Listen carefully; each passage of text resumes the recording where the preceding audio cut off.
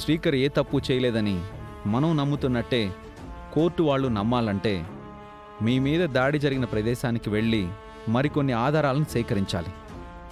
Court open అయ్యేలోపు నేను చేయాల్సిన పనులు వేగవంతం చేయాలి. అది మీ అబ్బాయి క్షేమం కోసం మాత్రమే. అవని, లెట్స్ మూవ్.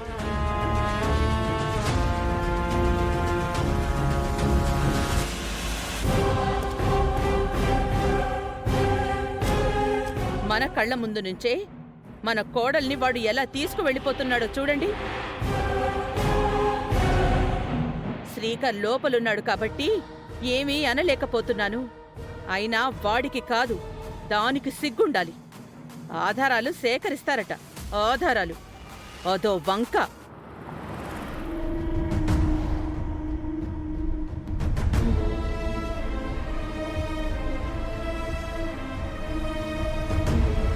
Avani, cool. లేదు సత్య, ఈ మధ్య మా అత్తయ్యకు ఏ దయ్యమో పట్టింది. అందుకే ఆ విధంగా ప్రవర్తిస్తుంది, టార్చర్ చూపిస్తుంది. వాళ్ళిద్దరి విషయం నా కొడుకుతో ఖచ్చితంగా చెప్పాలి. ఇటువంటి సమయంలో అలాంటి పనులు చేయకు వేదా. ముందు మనం వెళ్ళి శ్రీకర్ని చూసొద్దాం. పద పద రా. అవని, ఏమైంది? అత్తయ్య నేను ఎంతో బాగుండేవాళ్ళం. అత్తయ్యకి సడన్ గా ఏమైందో తెలీదు. నన్ను అక్షయ్ను పురుగుని చూసినట్టు చూస్తుంది. కారణం చెప్పకుండా కఠినమైన శిక్ష వేస్తే ఎంత బాధగా ఉంటుందో అలా ఉంది సత్య.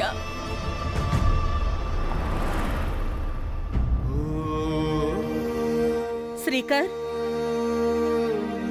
అమ్మా,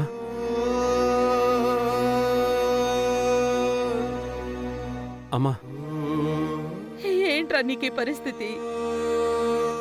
అన్ని వైపుల నుంచి అన్ని ప్రయత్నాలు జరుగుతున్నాయిరా. నువ్వేం కంగారు పడకు. బయట అవని సత్య అవని సత్యం తీసుకొని వచ్చిందమ్మా. సత్యని చూసిన తర్వాత నాకు చాలా ధైర్యం వచ్చింది. అది కాదురా, అవని. వేదా, శ్రీకర్ ఏం చెప్తున్నాడో విను. సత్య ఏదైనా కేసు టేకప్ చేయాలంటే అందులో న్యాయం ఉండాలి. న్యాయం అణిచివేయబడుతున్న సమయంలో ధర్మ పరిరక్షకుడిలాగా సత్య అక్కడ ప్రత్యక్షం అవుతాడు. గతంలో తాను గెలిచిన కేసులే అందుకు నిదర్శనం. మీరు ధైర్యంగా ఉండండమ్మా. అది కాదు శ్రీకర్, నేను ఏం చెప్పాలనుకుంటున్నానంటే. వేదా, ఇక మనం బయలుదేరదాం. శ్రీకర్, నువ్వు సాధ్యమైనంత తొందరగా బయటికి రావడానికి మా ప్రయత్నం మేం చేస్తాం. వేదా, పద. అది కాదండి, నేను వాడికో మాట.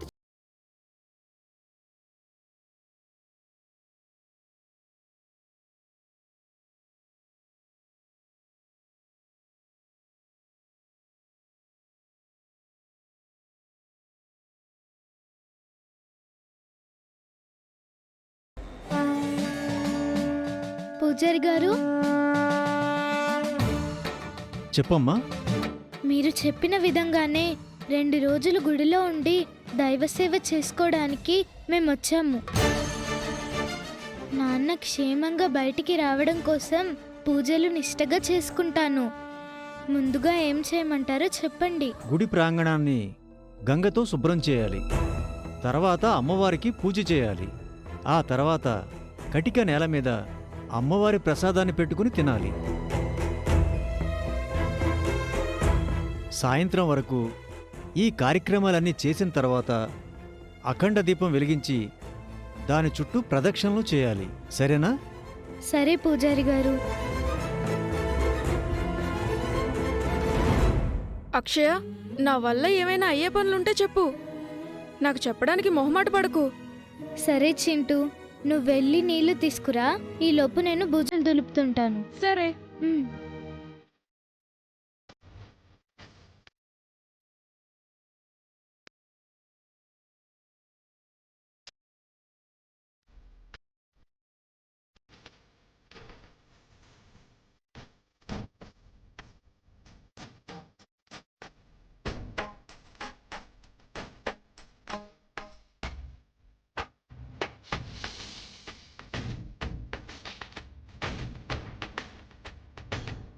అక్కడ.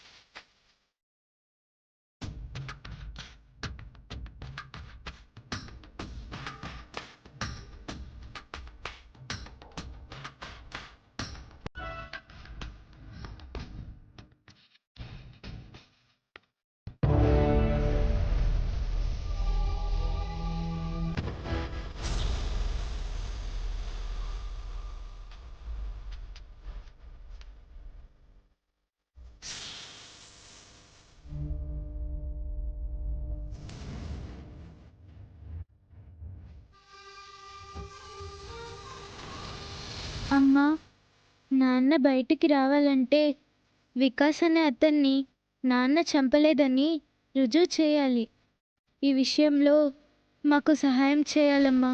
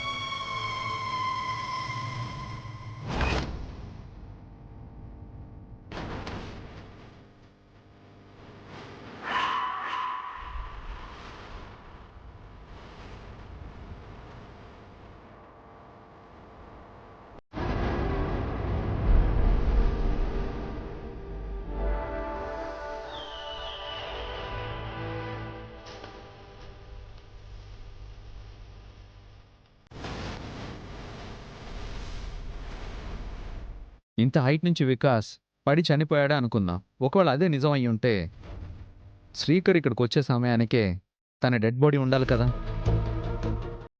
ఎందుకు మాయమైంది? ఒకవేళ చనిపోకుండా పారిపోయి ఉంటాడు అనుకుంటే అంత యాక్టివ్గా ఎలా ఉండగలడు? ఏ చిన్న ఫ్రాక్చర్ అయినా అయి ఉంటుంది. ఏదో మ్యానిపులేషన్ జరుగుతోంది.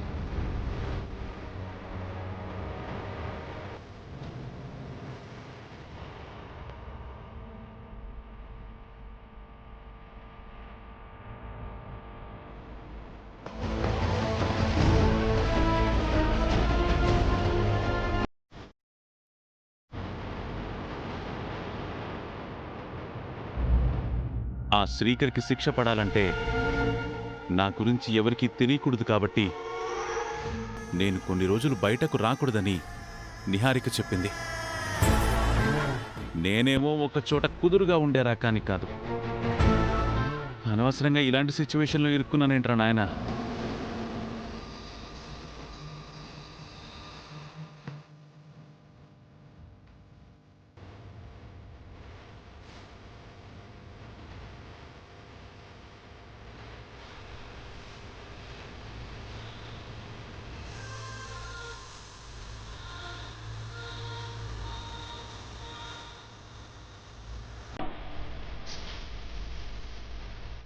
ఏదైనా ఆధారం దొరుకుతుందంటావా సత్య? దొరుకుతుంది. ఒకవేళ దొరకకపోతే నా బావ పరిస్థితి ఏంటి? అవని, మనం ఏ పనైనా ఒక నమ్మకంతో చేయాలి, నిరాశతో కాదు. మన నమ్మకం, మన సంకల్పమే మనల్ని గెలిపిస్తాయి.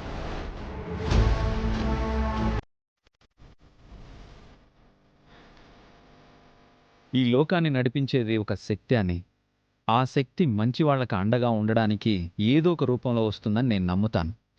నువ్వు కూడా నమ్ముతావు.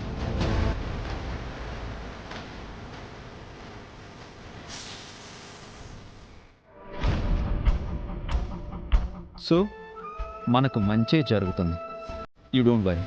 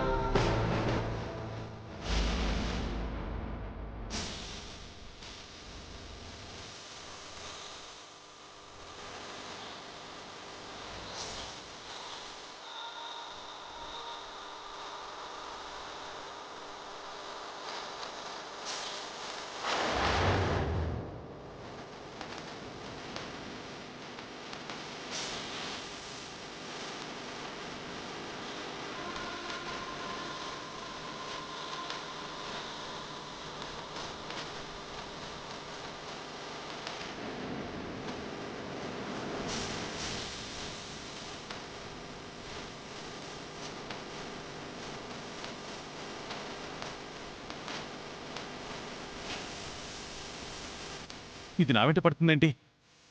ఏదో పగబట్టినట్టు. దీనికి నేనేం అన్యాయం చేశాను?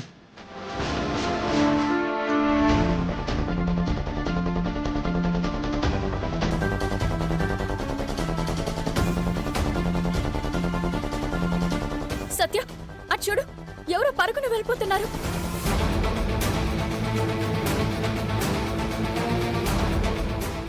సత్య, వాడు వికాస్. వికాసా? అవునా?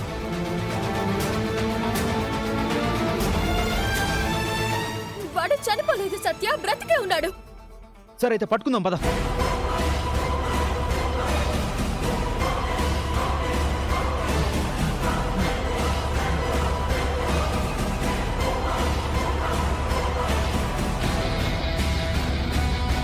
ఇదేంటి, వీళ్ళు ఇటొస్తున్నారు?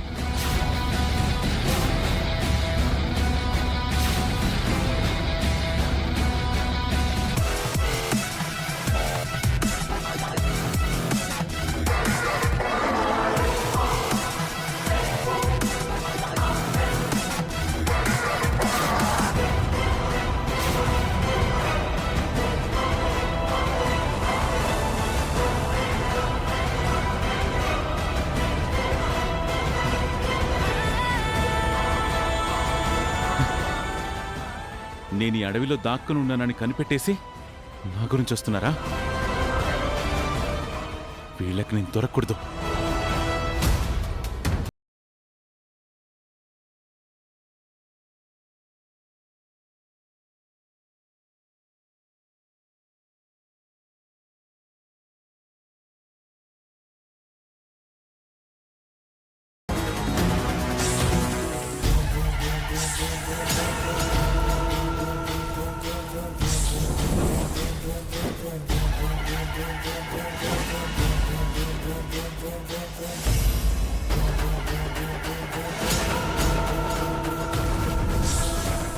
సత్య, అదిగో అక్కడ పారిపోతున్నాడు.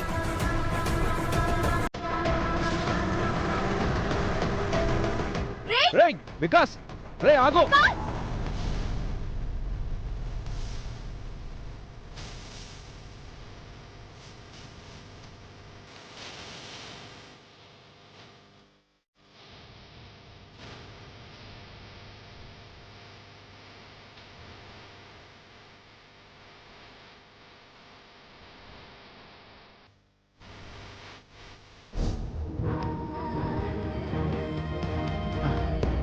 వాడు వికాసేనా? నువ్వు బాగా చూసావా? వికాసే సత్య. మనం వాడి గురించి ఎక్కువగా ఆలోచించడం వల్ల నీకు అలా కనిపించట్లేదు కదా? లేదు, నేనైతే వికాస్ అని అనుకుంటున్నాను. లేకపోతే ఎందుకు పారిపోతాడు? అయితే వికాస్ చనిపోకపోయినా చనిపోయినట్టు ఆ ఎస్ఐఏ క్రియేట్ చేశాడా? ఏం జరుగుతుందో ఏం అర్థం కావడం లేదు. ఖచ్చితంగా ఈ అడవిలోనే ఉంటాడు. మనం ఎలాగైనా పట్టుకుందాం. ఆ, పద.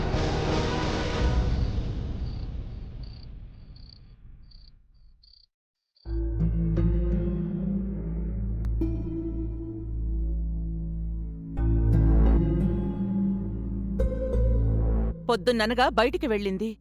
ఇంత రాత్రైనా ఇంటికి రాలేదు. సత్యగాడితో కార్లో వెళ్ళిపోయింది. తోటి కోడల గురించి ఇలా అనకూడదు గాని ఎంతైనా పెద్ద కోడల్ని కదా, అనకుండా ఉండలేకపోతున్నాను. వదిన, అమ్మకు ఎన్ని రైట్స్ ఉన్నాయో పెద్ద కోడలిగా నీకు అన్ని రైట్స్ ఉన్నాయి. నువ్వేం ఆలోచించకు. ఏం చెప్పాలనుకుంటున్నావో చెప్పేసేయ్. శ్రీకర్ స్టేషన్లో ఉన్నాడు. ఇటువంటి సమయంలో ఇంటి చిన్న కోడలు పరాయి మగాడితో రాత్రిపూట బయట షికార్లేంటి?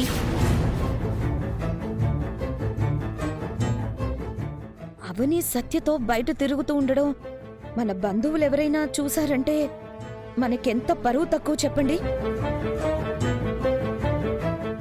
అంతేగా. శ్రీకర్ని బయటికి తీసుకురావడానికి వారి ప్రయత్నాలు వాళ్ళు చేస్తున్నారు. మనం చెడుగా ఆలోచించకూడదు. నువ్వు మాత్రం మేనకోడల్ని భలే వెనకేసుకొస్తావు నాన్నా. అవని ఏం చేసినా మీకు తప్పులాగా అనిపించదు. అది మట్టి పట్టుకుంటే బంగారం అంటావు, చెడు చేస్తే మంచి అంటావు. అది కాదు వసంత. కొన్నిసార్లు ముఖ్యమైన పనుల మీద బయటికి వెళ్ళినప్పుడు అనుకోకుండా ఆలస్యం అవుతుంది కదా. మామయ్య, అవని అంటే మాకు ప్రత్యేకమైన కోపమేం లేదు. అవని చేసే పనుల వల్లనే మాకు కోపం వస్తుంది. కాలేజ్ రీయూనియన్ ఫంక్షన్ అప్పుడు కూడా అర్ధరాత్రి వరకు తిరిగొచ్చింది. అప్పుడు కూడా శ్రీకర్ చెన్నైలో ఉన్నాడు. మన ఫ్యామిలీ ఏమైనా పప్పులకు వెళ్లే బ్యాచ్ అయితే ఎవరి గురించి ఆలోచించే అవసరం ఉండేదే కాదు.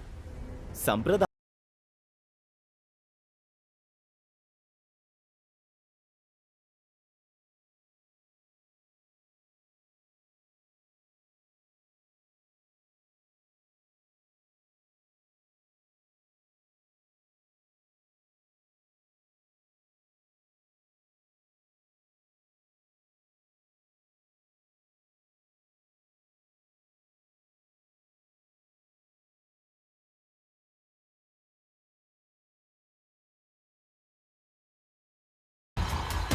వదినా, ఈ మాట నేను అనలేకపోయాను గాని నువ్వైతే కరెక్ట్గా అన్నావు.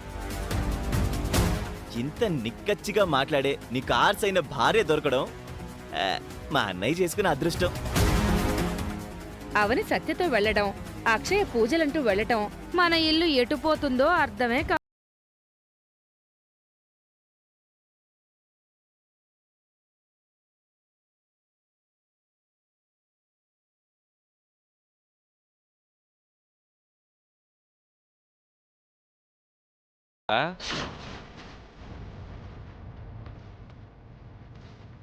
మన కూతురు కావ్య ఎవణ్ణో ప్రేమించి వాడి చేతిలో మోసపోతే ఆత్మహత్య చేసుకోకుండా అడ్డుపడి పెళ్లి చేసి తీసుకొచ్చింది కదా.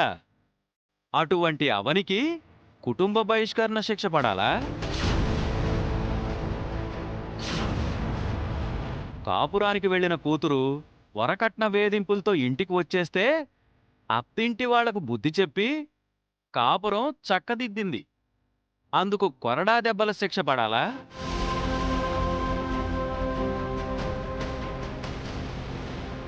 మన ఇంటి కోసం ఎన్నో త్యాగాలు చేసినందుకు యావజ్జీవ కారాగార శిక్ష పడాలా? అమ్మవారి కోసం ప్రాణత్యాగం చేయబోయినందుకు ఉరి శిక్ష పడాలా? ఎటువంటి శిక్ష పడాలో చెప్పు వసంత. నువ్వు సలహా ఇవ్వు, మీ అమ్మ ఆచరణలో పెడుతుంది. అల్లుడన్న మాటలు ఇప్పటికైనా అర్థమయ్యాయా వేదా? అందులోంచి ఏం గ్రహించాలో అది గ్రహించు. అందరూ నీ చుట్టూ చేరి నీ చెవుల దగ్గర జోరీగిలాగా మోత మోగించినంత మాత్రాన కంటికి కనిపించని దాన్ని నిజమని నమ్మకు. నా కళ్ళతో నేను చాలా చూశాను.